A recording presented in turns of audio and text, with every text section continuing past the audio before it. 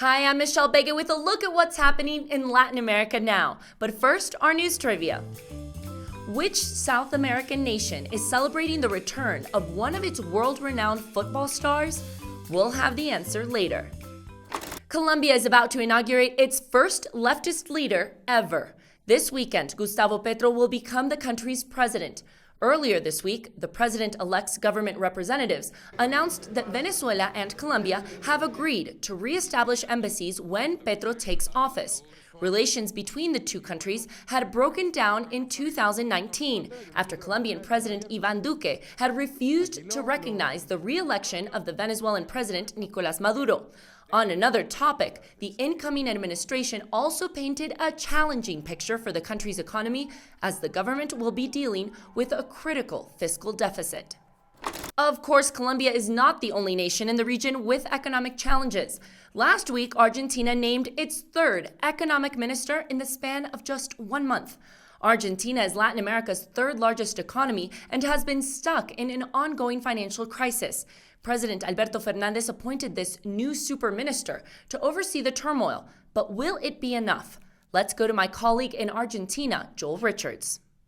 Former presidential hopeful Sergio Massa is the new economy super minister of Argentina. He's been handed the keys to the Argentine economy, also overseeing production and agriculture. His task is to find urgent solutions to Argentina's deep economic troubles. The country urgently needs more dollars to boost foreign reserves to avoid a sharp devaluation of the peso. Inflation is running at over 60% annually, and everything indicates that next week's official inflation figures will show that that figure has risen. This on top of needing to repay a $44 billion loan to the IMF.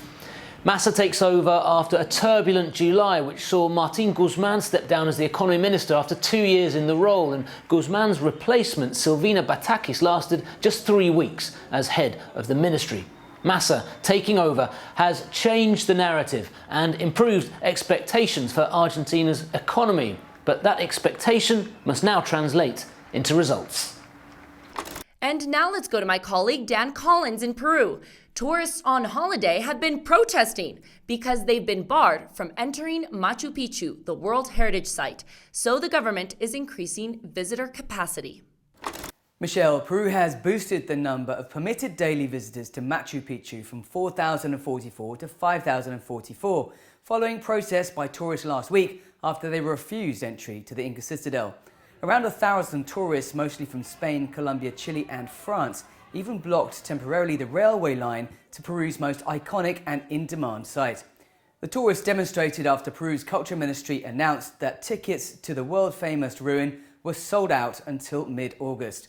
Many had already travelled to the town underneath Machu Picchu, only to be turned away. Their protests forced the Peruvian government to expand the number of people allowed to visit per day by 1,000.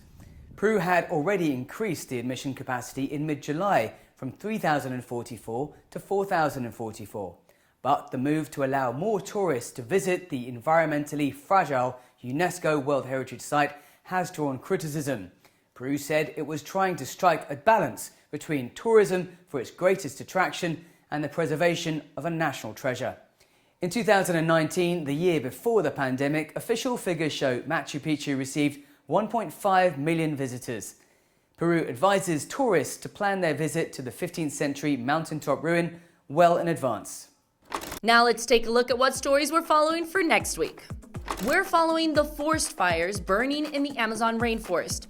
Officials report there's an increase of 8% for fires in July 2022 compared to July of last year. July is typically the start of the fire season. Experts say this is due to the drier weather, which is fuel for criminal fires set by farmers and speculators who clear land for agriculture and cattle ranching. And now the answer to our news trivia. The answer is B. After 16 years of living abroad, Luis Suarez is returning to his first club, Nacional, in Uruguay. Suarez has made history playing for the legendary team Barcelona, alongside greats such as Lionel Messi and Neymar.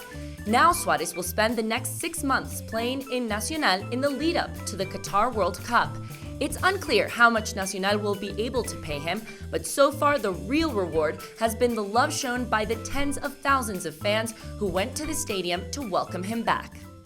That's it for this week. We'll see you again soon on Latin America Now.